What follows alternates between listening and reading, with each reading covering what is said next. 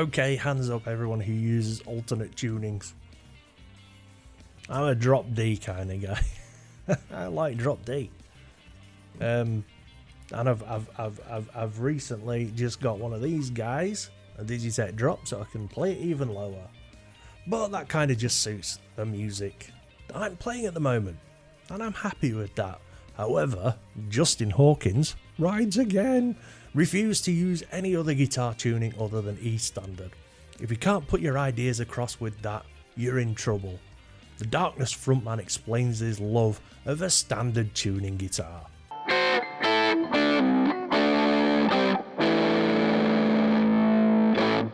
So yeah, Justin Hawkins refuses to use any other guitar tuning other than E standard. I mean, I get it. I mean, it's taken me a long time to start using alternate tunings. And I just use drop D because it's easier for what I'm doing and I can get the sound I like. I like Justin Hawkins. I really enjoy his YouTube channel. I'm not a huge fan of The Darkness. I've got no beef with The Darkness. You know, if it comes on the radio, I'll listen to The Darkness. I think I own a Darkness CD, but I wouldn't go out of my way to listen to The Darkness. But that's no reflection on Justin. He's a great bloke. While there's a myriad of guitar tunings to choose from, E standard generally remains the most popular. And according to the Darkness frontman, Justin Hawkins, you shouldn't need anything else. While the Darkness also use drop D on some songs, which involves tuning the low E string down a whole tone, many of their biggest tracks, including I Believe in a Thing Called Love and Love Is Only a Feeling, are in E standard. In an interview in the new issue of Guitar World, Hawkins explains his love of a standard tuning guitar. There's not a semitone down across the board, he explains. If you can't put your ideas across with that, you're in trouble anyway, I think. Hawkins is far from the only guitarist who feels E standard is the superior tuning. Recently, Iron Maiden's Adrian Smith recalled the pushback he received when trying to get his bandmates to experiment with drop D. We do songs like Run to the Hills, The Clairvoyant, it's drop D. I'm the only one in the band who would do it. Come on, let's drop the D, move with the times. And they're like, nah. Elsewhere in the guitar world interview, Justin Hawkins explains his approach to using the minor pentatonic scales to crack solos. There's a lot of moments when it's pentatonic, but I go for harmonic minor stuff as well, he says. I like a ninth in a solo because it forces you to decide whether you're going to go up or down from there. You can't just have it suspended in no man's land, you have to make a choice. Pentatonic is a go-to thing when you're building a solo, but I tend to think of a solo as a collection of phrases that you've bastardized and made your own. And I've got a couple of licks that I don't think anyone else does that sounds like a spider crawling across the fretboard. In other news, Justin Hawkins has expressed his opinion that rock music should evolve if it wishes to stay relevant in the modern era. So, I mean, how do things evolve? Things evolve when people experiment and try different things, you know, be it, 7 or 8 string guitars or, different amps or different combinations of pedals and sounds, different tunings maybe?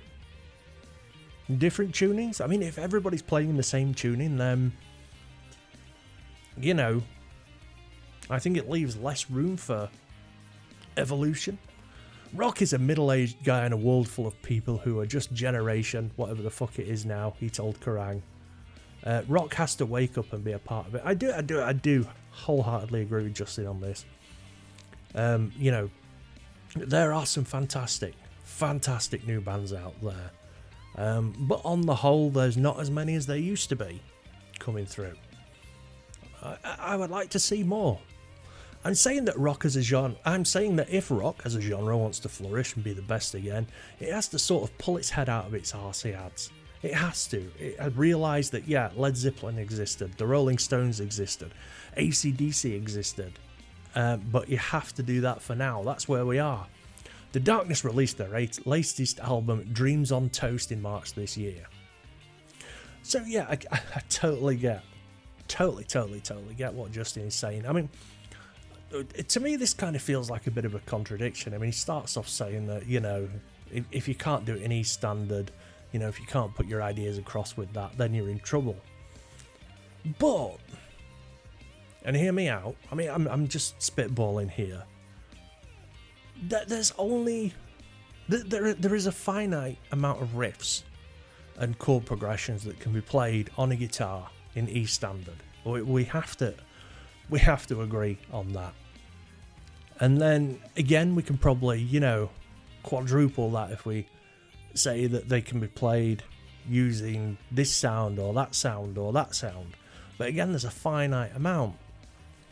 And, you know, I think that's where alternate tunings and down tuning and 7 strings and 8 strings and stuff, you know, come in, because it's still rock music, but it's rock music that's being played in a different way. If that makes sense to you.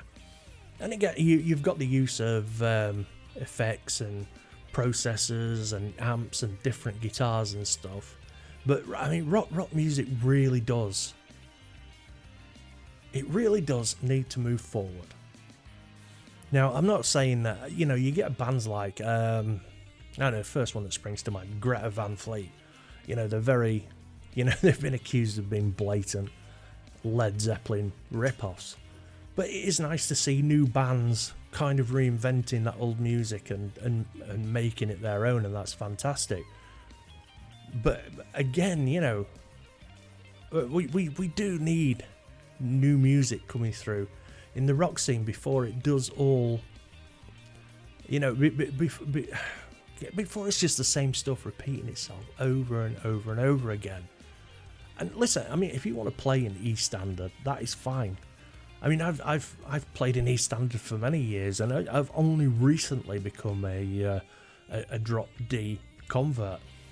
But I'm finding now that, yeah, I had ideas in my head, and I wasn't able to get them out on the guitar with my guitar in E standard.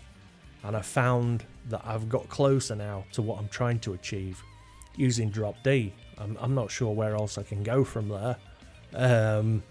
I've been playing around with the old D string as well, and dropping that down a tone.